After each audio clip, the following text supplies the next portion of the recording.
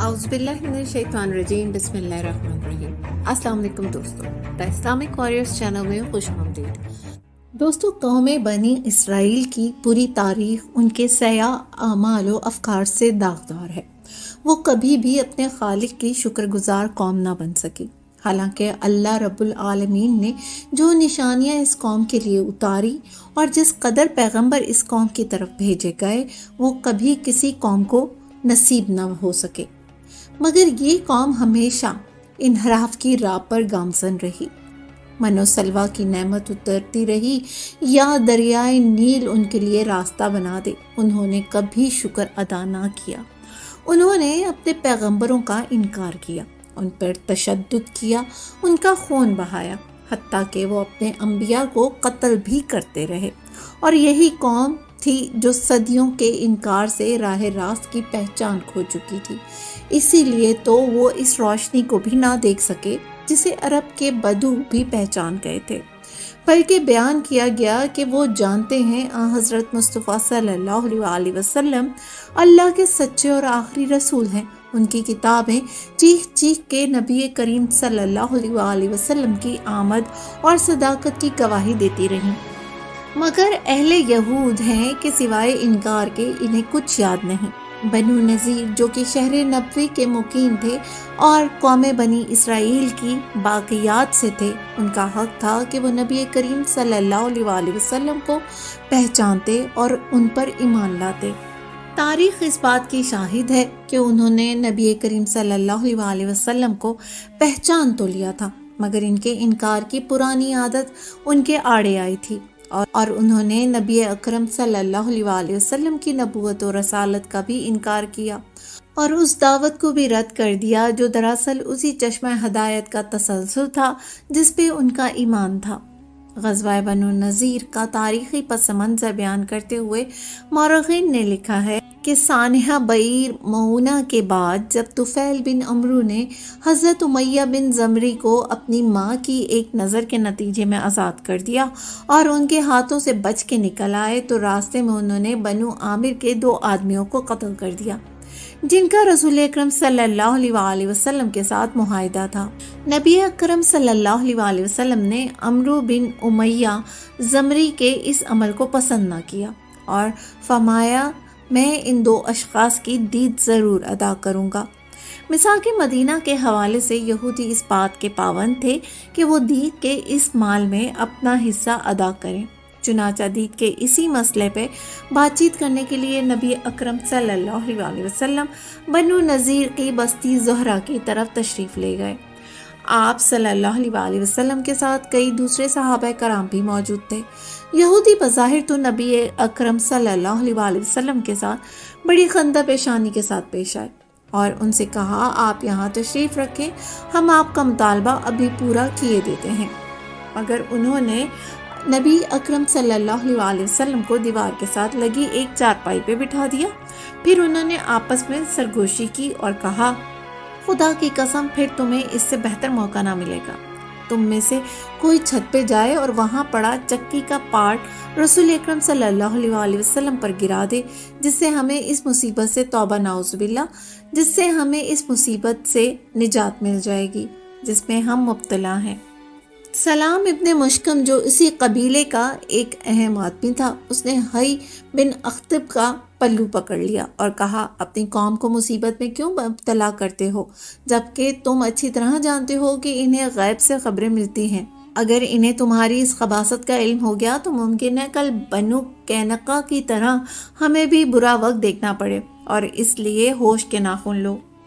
مگر حی بن اخطب نے سلام بن مشکم کی بات کو پشت ڈال دیا اور اپنی قوم کو پکارا اور کہا کہ تم میں سے کون ہے جو اپنی قوم کی خاطر یہ کارنامہ انجام دے گا؟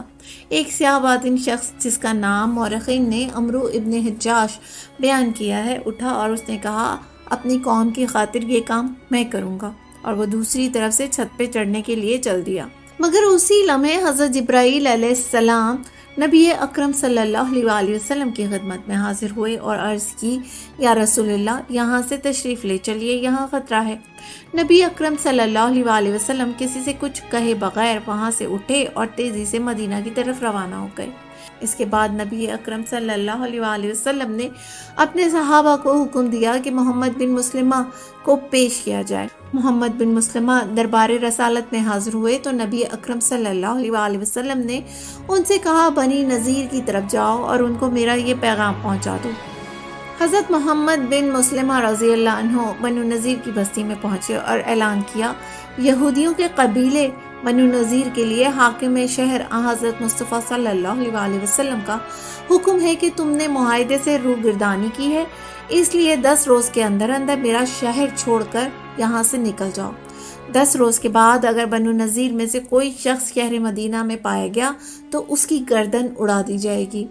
نبی اکرم صلی اللہ علیہ وسلم کا حکم سننے کے بعد عام طور پہ بنو نذیر نے مدینہ چھوڑنے کی تیاری شروع کر دی اور وہ سواریوں کی تلاش وغیرہ میں لگ گئے، مگر اسی دوران منافقوں کے سردار عبداللہ بن ابی نے بنو نذیر کے سردار حیی بن اخطب کو یہ پیغام پہنچایا، ہم تمہارے ساتھ ہیں، اپنی بستیوں کو کسی صورت خالی نہ کرنا، تمہارے قلعے مضبوط ہیں، بنو قریظہ، بنو غطفان اور میری قوم کے 2000 لوگ تمہاری مدد کو آ پہنچے گے، تم ڈٹ جاؤ، مسلمان تمہارا کچھ نہیں بگاڑ سکیں گے، صبر سے کام لینا اور ہماری مدد کا انتظار کرنا، اور اگر تمہیں مدینے سے نکلنا ہی پڑا تو بخدا ہم بھی تمہارے ساتھ ہی نکلیں گے۔ حیی بن اخطب نے یہ پیغام سنا تو اپنی قوم سے کہا، قلعہ بند ہو جاؤ، ہم یہاں سے کہیں نہیں جا رہے، ہمیں جلد ہی مدد پہنچ جائے گی۔ لوگوں نے اپنے سردار کی بات پہ یقین کیا اور نبی اکرم صلی اللہ علیہ وسلم کے ایلچی کو جواب دیا کہ جا کے مسلمانوں کو بتا دو کہ ہم مدینہ نہیں چھوڑیں گے۔ دوسری طرف حیی بن اخطب کے اس پیغام کے بعد کہ ہم مدینہ نہیں چھوڑیں گے، مسلمانوں کے ہاں زور و شور سے جنگ کی تیاریاں شروع ہو چکی تھی۔ چنانچہ 10 روز پورے ہونے پر نبی اکرم صلی اللہ علیہ وسلم نے حضرت عبداللہ بن ام مکتوم کو اپنا قائم مقام بنایا، مسلمانوں کا علم حضرت علی رضی اللہ عنہ کے حوالے کیا اور بنو نذیر کی بستیوں کی طرف کوچ کیا۔ یہودی اپنے قلعے میں گھس گئے اور دروازے بند کر لیے، مسلمانوں نے ان کا محاصرہ کیا، یہودیوں نے مسلمانوں پہ تیر پھینکے اور پتھراؤ شروع کر دیا۔ نبی اکرم صلی اللہ علیہ وسلم کے لیے ایک خیمہ لگا دیا گیا، مگر یہودیوں کے ایک ماہر تیر انداز غزول کے تیر نبی اکرم صلی اللہ علیہ وسلم کے خیمے تک پہنچ گئے۔ نبی اکرم صلی اللہ علیہ وسلم نے فرمایا، میرا خیمہ یہاں سے ہٹا دو۔ دن کے پچھلے پہر حضرت علی لشکر سے الگ ہوئے اور غزول کی تلاش میں نکلے۔ ادھر غزول بھی اپنے چند ساتھیوں سمیت مسلمانوں کے کسی اہم رہنما کو قتل کرنے کے ارادے سے قلعے سے باہر نکل آیا تھا۔ حضرت علی نے اس کو پایا تو للکارا، انہوں نے غزول سے مقابلہ کیا اور اس کو قتل کر کے اس کا سر اتار لیا اور نبی اکرم صلی اللہ علیہ وسلم کی خدمت میں پیش کر دیا۔ غزول کے ساتھ ہی بھاگ نکلے، مگر نبی اکرم صلی اللہ علیہ وسلم نے حضرت ابو دجانہ اور حضرت سہل ابن حنیف کو چند ساتھیوں کے ساتھ غزول کے ساتھیوں کا تعاقب کرنے کا حکم دیا۔ مسلمان ان کے تعاقب میں نکلے اور انہیں پا لیا، پھر مسلمانوں نے ان تمام کو قتل کر دیا جو 10 کے قریب تھے۔ اس کے بعد کسی یہودی کو جرأت نہ ہوئی کہ وہ قلعے سے باہر نکلے۔ جب محاصرے کو 6 راتیں گزر گئیں تو نبی اکرم صلی اللہ علیہ وسلم نے حکم دیا کہ ان کے نخلستانوں کو کاٹ دو۔ چنانچہ صحابہ کرام نے ان کے کچھ درختوں کو کاٹ دیا اور کچھ کو آگ لگا دی۔ نبی اکرم صلی اللہ علیہ وسلم نے حضرت ابو لیلہ اور حضرت عبداللہ بن سلام کو اس کام کے لیے متعین کیا کہ وہ یہودیوں کے نخلستان کو نقصان پہنچائیں۔ چنانچہ ابو لیلہ تو وہ کھجوریں توڑتے جو عجوہ کہلاتی تھی اور حضرت عبداللہ کھجور کے ان درختوں کو کاٹتے جو رطب کہلاتی تھیں۔ بحیرہ کے مقام پہ صحابہ نے کھجور کے بعض درختوں کو آگ بھی لگائی اور یہ سب اس لیے تھا کہ یہودیوں کو اپنی غلطی کا احساس ہو۔ چنانچہ مورخین نے لکھا ہے کہ جب مسلمانوں نے یہودیوں کے نخلستانوں کو تباہ کرنا شروع کیا تو یہودیوں کی عورتوں نے ماتم شروع کر دیا، کیونکہ یہی تو ان کا مال و متاع تھا، زندگی بھر کی کمائی تھی۔ جب محاصرے کو 25 راتیں گزر گئیں اور عبداللہ بن ابی کی طرف سے ان کو کوئی امداد نہ پہنچی تو یہودی اس سے مایوس ہو گئے اور نبی اکرم صلی اللہ علیہ وسلم کے ساتھ مذاکرات پہ اتر آئے۔ چنانچہ طے پایا کہ یہودی اپنا ہتھیار مسلمانوں کے حوالے کر دیں گے اور جو سامان وہ اونٹ پہ لے جا سکتے ہوں گے اٹھا کے لے جائیں۔ چنانچہ یہودیوں نے برسوں کی محنت سے جو حویلیاں بنائی تھیں انہیں اپنے ہاتھوں ہی سے مسمار کرنے لگے تاکہ وہ مسلمانوں کے رہنے کے قابل نہ رہے۔ انہوں نے اپنے مکانوں کی چھتیں گرا دی اور کسی چیز کو سلامت نہ رہنے دیا۔ پھر وہ مدینے سے نکلے تو ان کا یہ حال تھا کہ انہوں نے دروازوں کی چوکھٹیں تک نکال کے اپنے اونٹوں پہ لاد لیں اور ایک ایک اونٹ پہ اتنا بوجھ لادا کہ وہ بمشکل چلتا تھا۔ ان کی عورتیں بھی ایک شان سے نکلیں، انہوں نے زیور پہن رکھے تھے، ان کی جسموں پہ ریشم و دباج اور اون کے قیمتی لباس تھے، اور ان کے کندھوں پہ سونے چاندی کے کام والے دو شالے تھے، اور وہ نغمے الاپتی تھیں۔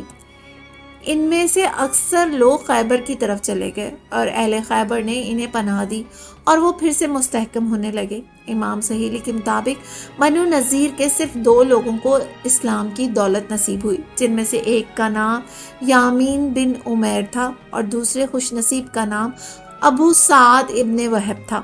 نبی اکرم صلی اللہ علیہ وسلم نے ان دونوں صحابہ کی جائیدادیں ان کو واپس کر دی۔ بنو نذیر جلا وطن ہو گئے تو ان کے مکان، نخلستان، زمینیں، ہتھیار اور بہت کچھ مسلمانوں کے ہاتھ آیا جو مال فئی تھا، یعنی ایسا مال جو جنگ کیے بغیر حاصل ہو۔ ایسے مال کے متعلق اصول یہ ہے کہ وہ سب اللہ کے نبی کی ملکیت ہوتا ہے اور اللہ کا رسول اس مال کو جس طرح چاہے خرچ کرے۔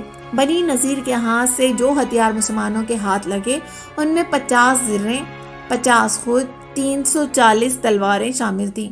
انہی میں سے ایک تلوار جو بنی نذیر کے سردار کی ملکیت تھی، نبی اکرم صلی اللہ علیہ وسلم نے یہ تلوار حضرت سعد بن معاذ کو عطا فرمائی۔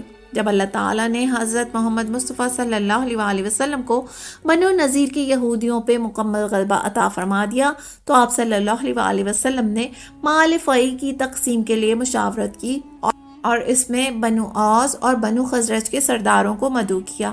آپ صلی اللہ علیہ وسلم نے فرمایا، اے گروہ انصار، تم نے مسلمانوں کی مدد کی اور بے سر و زمانی کی حالت میں ہجرت کرنے والے مہاجرین کی ہر ممکن اعانت کی۔ اگر تم مناسب سمجھو تو جو مال مجھے حاصل ہوا ہے وہ میں مہاجرین میں تقسیم کر تاکہ وہ تم سے بے نیاز ہو جائیں اور تمہاری جو املاک ان کے قبضے میں ہیں وہ انہیں چھوڑ دیں، اور اگر کہو تو میں یہ مال تم سب میں برابر تقسیم کر دوں۔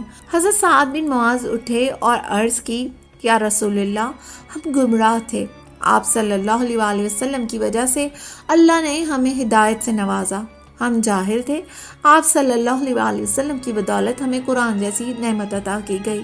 یا رسول اللہ، ہماری خوشی تو یہ ہے کہ ہمارے جو مال مہاجرین کے استعمال میں ہے وہ بھی اسی طرح ان کے قبضے میں رہیں جیسے کہ وہ پہلے وہ ان کے قبضے میں تھے، اور جو نیا مال اللہ تعالیٰ نے آپ صلی اللہ علیہ وسلم کو عطا کیا ہے وہ بھی ہمارے مہاجر بھائیوں میں ہی تقسیم کر دیں۔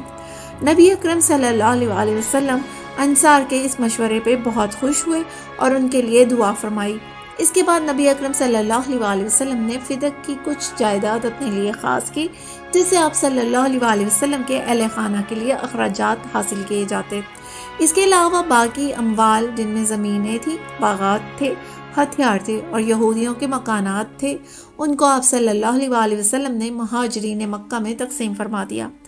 مہاجرین میں سے بعض صحابہ نے نبی اکرم صلی اللہ علیہ وسلم کے کان میں سرگوشی کی اور فرمایا، انصار مدینہ میں سے حضرت سہیل بن حنیف اور حضرت ابو دجانہ کی مالی حالت بہت خراب ہے۔ چنانچہ نبی اکرم صلی اللہ علیہ وسلم نے ان کو بھی مال غنیمت سے حصہ دیا۔ پھر کسی نے نبی اکرم صلی اللہ علیہ وسلم سے عرض کی، یا رسول اللہ، حضرت سماک بن خرشہ بھی مفلس ہیں، تو آپ صلی اللہ علیہ وسلم نے ان کو بھی مال عطا فرمایا۔ بنو نذیر کی جلا وطنی اہل مدینہ کے لیے ایک اہم واقعہ تھی۔ وہ صدیوں سے اس شہر کے باسی تھے، مگر جب نبی کریم صلی اللہ علیہ وسلم مدینے سے تشریف لائے تھے انہوں نے امن و سکون سے رہنا بھلا دیا تھا۔ وہ ہر دم مسلمانوں کے خلاف سازشوں میں مصروف رہتے تھے۔ نبی اکرم صلی اللہ علیہ وسلم سے عداوت ان کی زندگی کا مقصد بن چکا تھا، اسی لیے بالآخر ان کو اللہ کے عذاب کا سامنا کرنا پڑا اور وہ شہر مدینہ سے جلا وطن کر دیے گئے۔ امید کرتے ہیں کہ آپ کو یہ ویڈیو ضرور پسند آئی ہوگی۔ اپنی رائے کا اظہار کامنٹ باکس میں ضرور کیجیے گا۔ شکریہ۔